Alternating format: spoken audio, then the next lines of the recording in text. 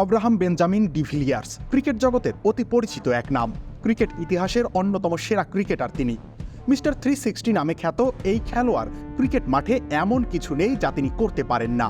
দুর্দান্ত ব্যাটিং থেকে শুরু করে ফিল্ডিং, কিপিং, সাথে বোলিংও বটে, সবকিছুই তিনি করে দেখিয়েছেন। তবে চোকার শব্দটি থেকে নিজেকে এবং দলকে বের করতে পারেননি ডিভিলিয়ার্স।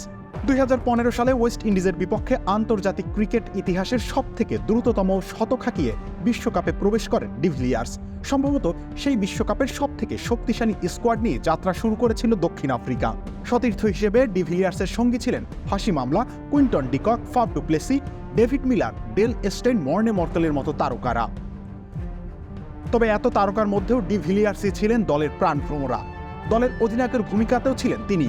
একজন অন্যতম সেরা ব্যাটারের পাশাপাশি তিনি ছিলেন অন্যতম সেরা একজন ফিল্ডার। তবে এই বিশ্বকাপে তিনি বোলার হিসেবে গুরুত্বপূর্ণ ভূমিকা পালন করেছিলেন। পুরো টুর্নামেন্টে বল হাতে 14 ওভারে 4 উইকেট নিয়েছিলেন। নতুন এক্সপেল এর নতুন ফর্মুলা আরপিএম এর ডুয়েল অ্যাকশনে ঘরের মশা বাঁচবে না, বাইরের মশা আসবে না। ডিভিলিয়ার্স গুরুত্বপূর্ণ সময়ে দলকে এনে দিয়েছেন ব্রেক থ্রু। ফিল্ডিংয়ে বরাবরই নিজেকে উজাড় করে দেন তিনি। এই বিশ্বকাপও তার ব্যতিক্রম ছিল না। আর ব্যাট হাতে সবসময় বিধ্বংসী ডিভিলিয়ার্স। বিশ্বকাপের আগে ওয়েস্ট ইন্ডিজের বিরুদ্ধে দ্রুততম শতকের পর বিশ্বকাপে আবারও উইন্ডিজদের বিপক্ষে ধ্বংসযজ্ঞ চালিয়েছিলেন তিনি। হাঁকিয়েছিলেন দ্রুততম 150 রানের রেকর্ড। সেদিন মাত্র 66 বলে 162 রানে অপরাজিত ছিলেন তিনি।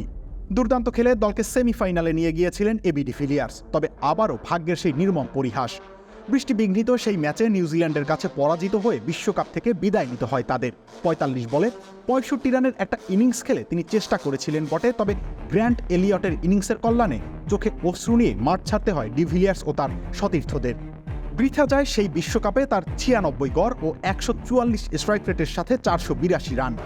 ক্রিকেটে ডিভিলিয়ার্স গড়েছেন একাধিক রেকর্ড, জয় করেছেন অগণিত দর্শকের মন। তবে শিরোপাটি যে সবসময় অধরাই রয়ে গিয়েছে তার কাছে।